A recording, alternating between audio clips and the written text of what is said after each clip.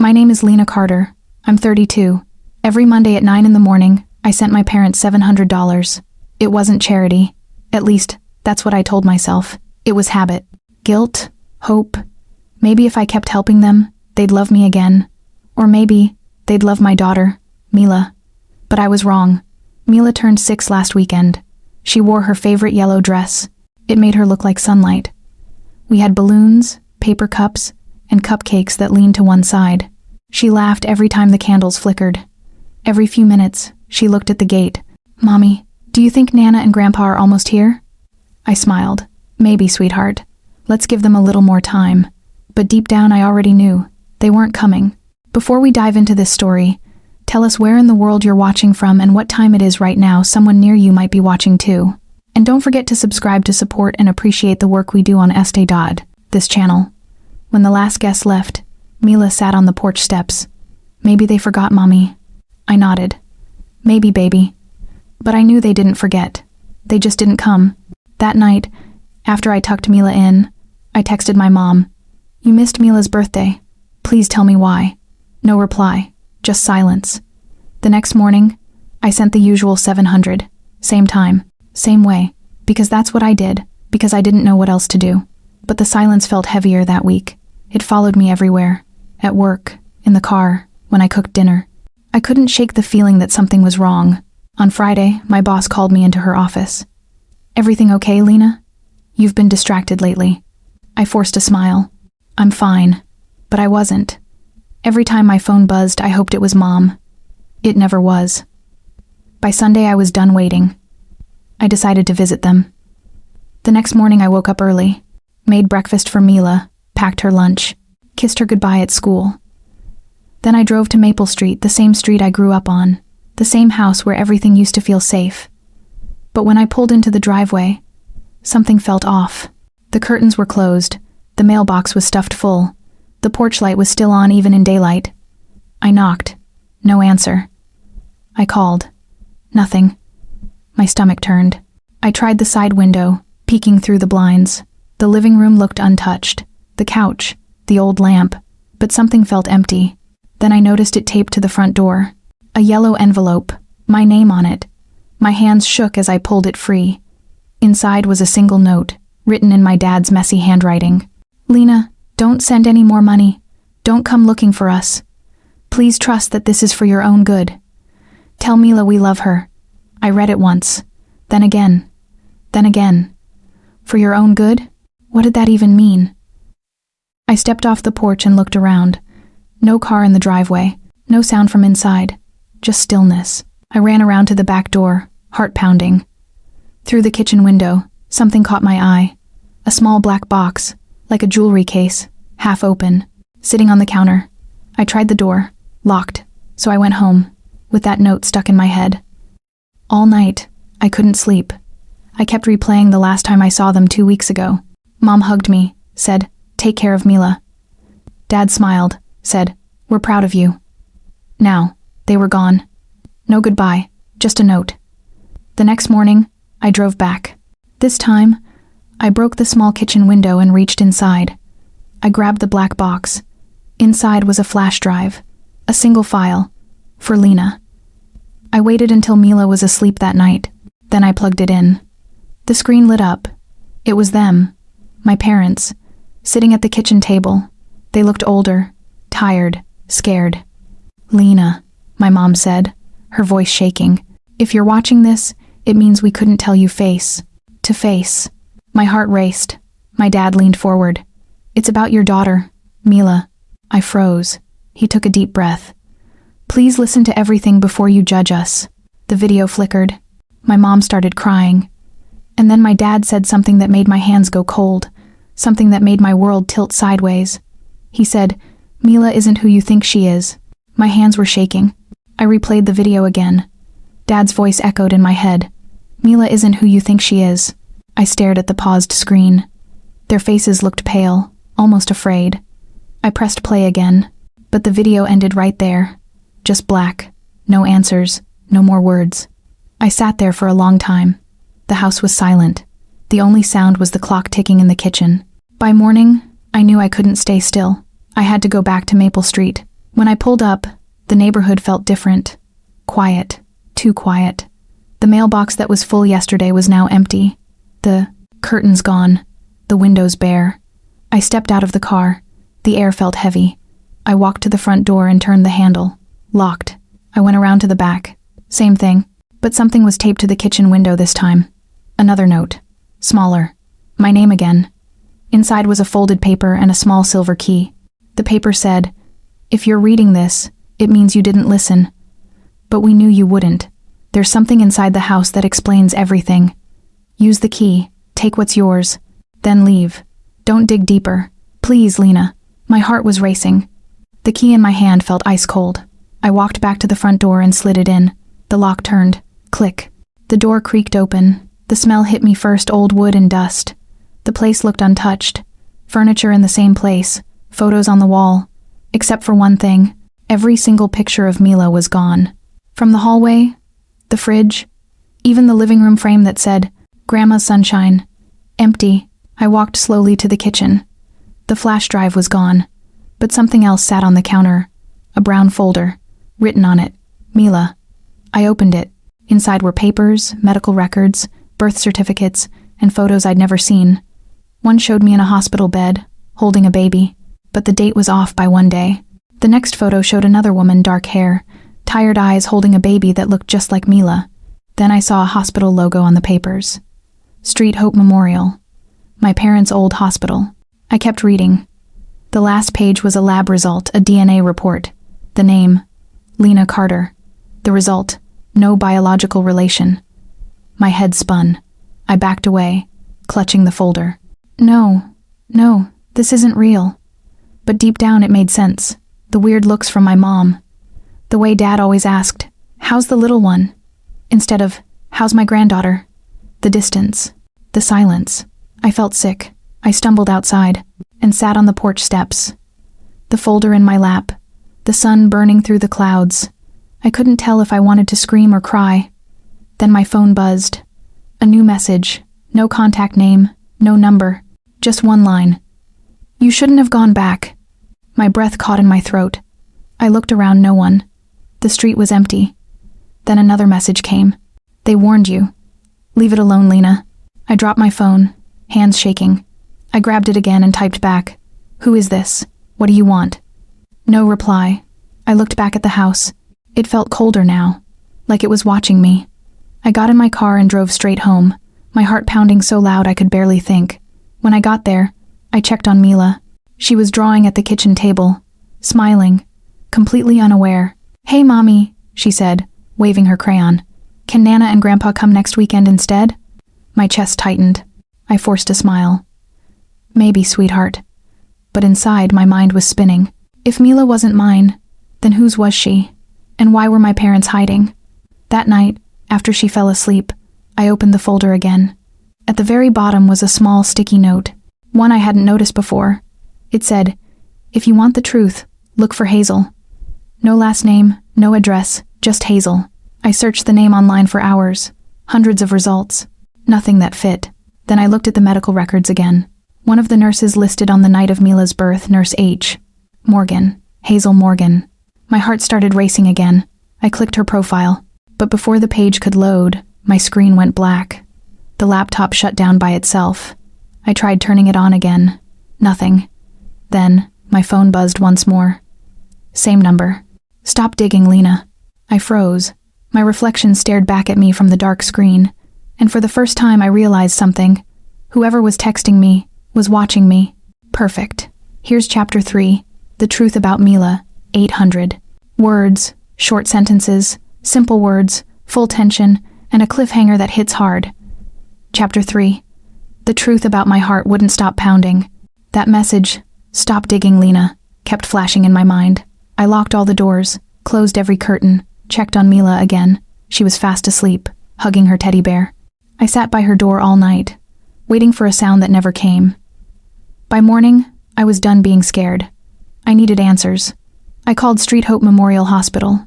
The woman on the phone sounded tired. I told her I needed to speak with Nurse Hazel Morgan. She went quiet, then said, "I'm sorry, ma'am. Nurse Morgan no longer works here." "Do you know where she went?" I can't give that information out. Please, I said. It's about my daughter. It's important. The line went silent. Then she whispered. She left 2 years ago. After the incident. What incident? Click. She hung up. I sat there, gripping the day, phone, shaking. Then I checked my emails. One unread message. No sender, no subject. Inside, one line of text. If you want to know the truth, check your old hospital records. There was also an attachment, a PDF. I hesitated, then opened it. It was a scan of a hospital report from 6 years ago. My name, my ID, but the baby tag photo wasn't Mila. It was another baby.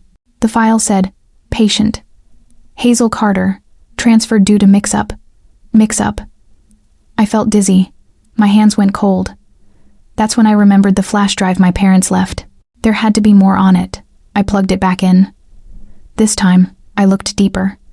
Hidden folders. One called Truth. Inside was another video. I pressed play. My parents were sitting in the same kitchen, faces pale. Mom's hands were shaking. Lena, she said softly, if you've found this, then you know something's wrong. Dad leaned forward. We never meant to lie to you. The hospital made a mistake. They switched the babies that night. Mom started crying. When you had Mila, another woman gave birth just minutes after you. The records got mixed up. You were given her baby, and she was given yours. I felt the air leave my chest. Dad continued. We didn't find out until years later, after we did a DNA test for insurance. We kept it quiet because we didn't want to lose you or Mila. But now, he stopped mid-sentence. A sound came from off-camera, a door creaking open. Mom looked up, scared. Then the video cut out. I stared at the blank screen, hands trembling. I whispered to myself, no, no, no. I stood up, pacing the room. Mila was mine. She had to be. She felt like mine. I remembered her first steps. Her laugh. How she said, Mommy, for the first time. Blood didn't matter. She was my little girl. But the name Hazel Carter stuck in my head. Hazel, my real daughter. If the other mother was given my baby, what happened to her? I searched. Online again. Nothing. Then I remembered the photo my parents sent the girl who looked just like me. Hazel. Could that be her?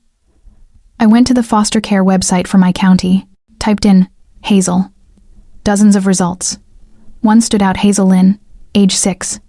No photo. But her listed birthday matched Mila's exactly. I clicked it. The page said, currently in foster care, parents deceased. My stomach dropped. I grabbed my phone and called the listed caseworker. A woman answered. This is Denise with Family Services. Hi, I said quickly. I'm calling about a child named Hazel Lynn. Are you a relative? I think I might be. She hesitated. I'm sorry, but I can't share any details without proof. Please, I said.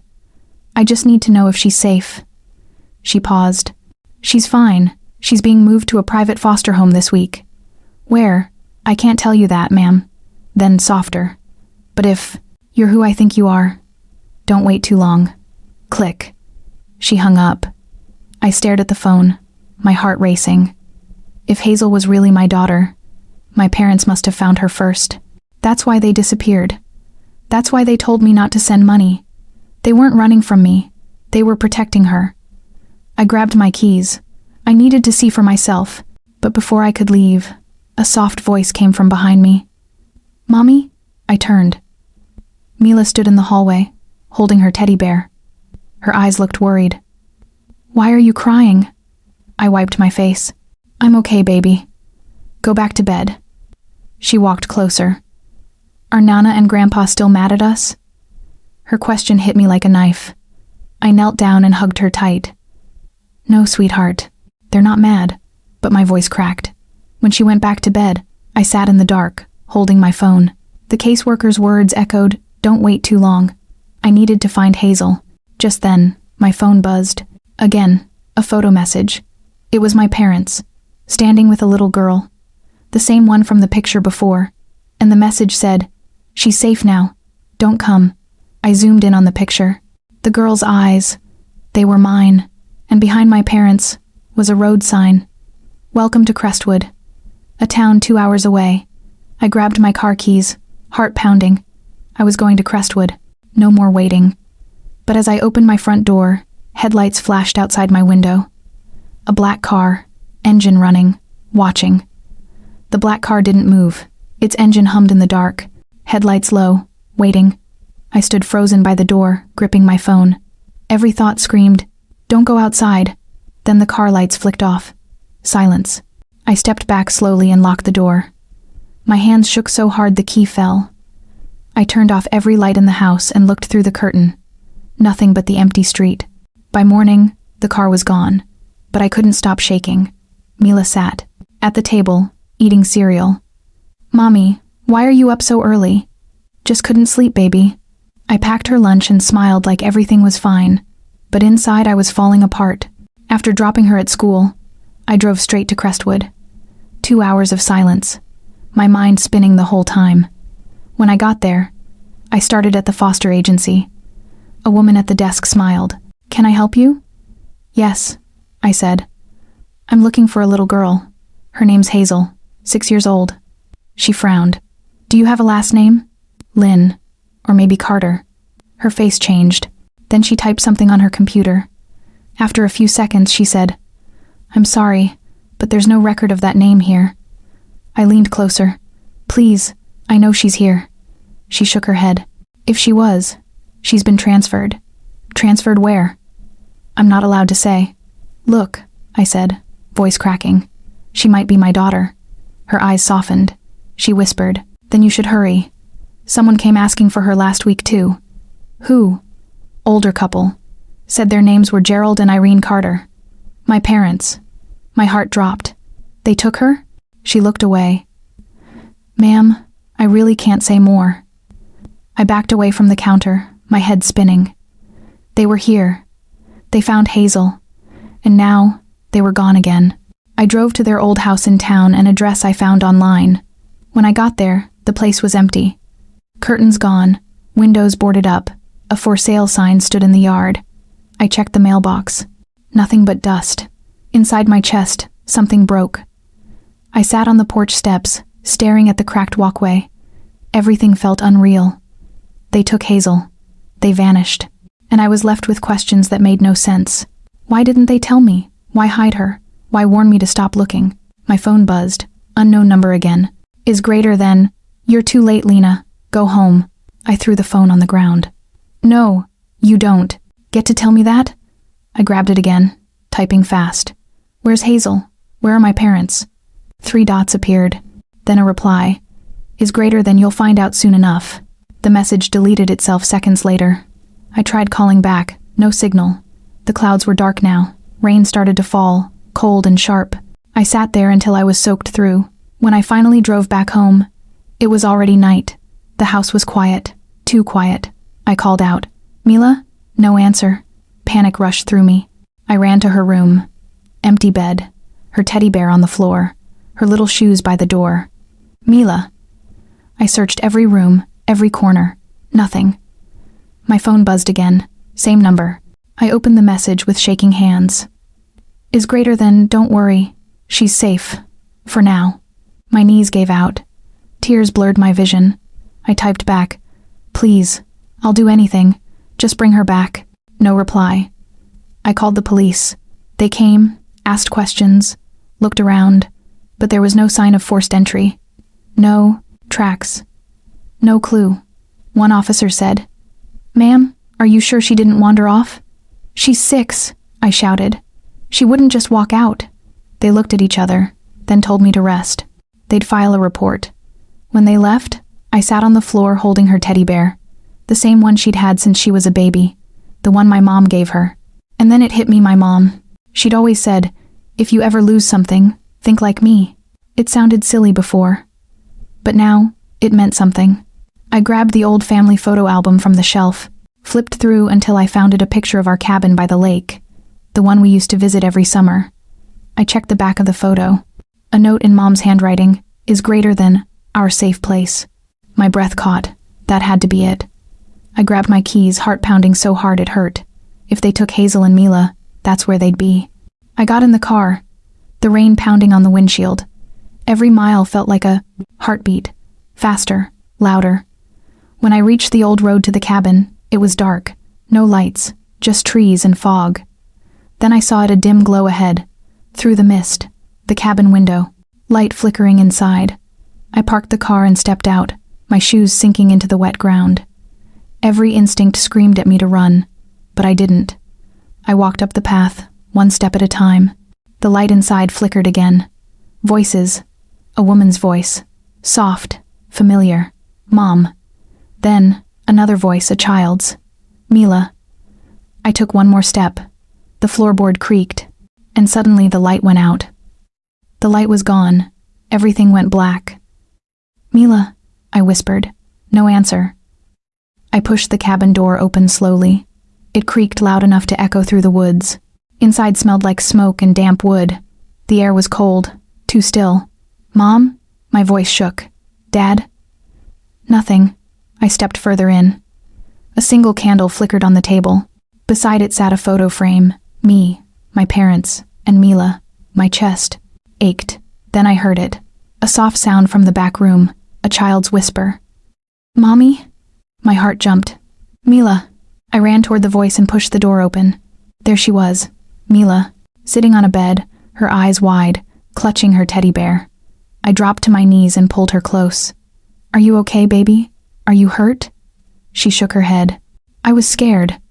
Where are Nana and Grandpa? Before she could answer, a voice came from behind me. Lena. I turned around. Mom stood in the doorway. Her face looked tired, her eyes red. Where's Dad? I asked. She stepped closer. He's outside with Hazel. The world stopped moving. Hazel? I whispered. Mom nodded. She's here. My breath caught. I walked past her and stepped outside. Dad was by the lake, holding a flashlight, and next to him stood a little girl, Hazel. She looked like Mila, same small frame, same bright eyes, but her hair was darker, her face softer. When she looked up at me, something in my chest broke. She looked exactly like I did at her age. Dad said quietly, Now you know everything. Tears filled my eyes. Why did you take them? Mom stepped beside me. Because the people who made the switch, they wanted to fix it. But not for love, Lena. For money. I frowned. What do you mean? There's a lawyer, Dad said. He found out both girls were switched. He wanted to sell the story. A hospital scandal. He wanted to make millions. Mom's voice shook. If he knew where Hazel was, he'd take her. And maybe Mila too. We couldn't let that happen. My throat felt tight. So you ran? Mom nodded. We thought if we disappeared, they'd stop looking. I looked at Mila, standing in the doorway watching us. Then at Hazel, holding my dad's hand. Both girls, both innocent. My parents looked older than I'd ever seen them, worn down by secrets and guilt. Why didn't you tell me? I asked. Mom's voice broke. Because you wouldn't have let us take Hazel, and we couldn't let you lose her again. I stared at the lake, water rippling in the moonlight. It felt like the world was holding its breath. I walked closer to Hazel. She looked up at me, nervous. I knelt down. Hi, I said softly. Do you know who I am? She nodded slowly. You're my mom. The words hit harder than I thought. I pulled her into my arms. For a moment, everything was still. Just me, her, and the sound of the lake. Then I heard sirens in the distance. Dad's eyes went wide. They found us, Mom whispered. It's him, the lawyer. I stood up, heart racing. What do we do? Dad handed me car keys.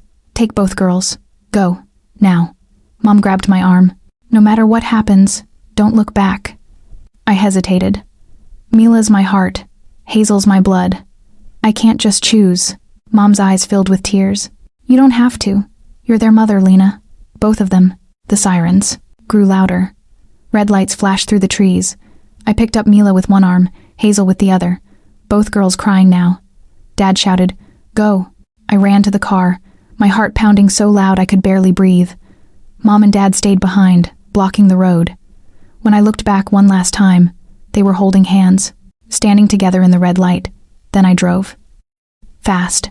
Through the fog. Mila whispered from the back seat, Mommy, what's happening? I looked at them in the rearview mirror. Two little faces staring back. Two lives tangled in one secret. I forced a smile. We're going home. But deep down, I knew there was no going back. Not after this. The road twisted through the dark woods. The sirens faded behind us. Then, headlights appeared ahead, bright and sudden. A truck swerved into our lane. I turned the wheel hard. Everything went white. If this story touched you, subscribe for more real stories that stay with you. Tell me in the comments where you're at. Watching from I read every single one.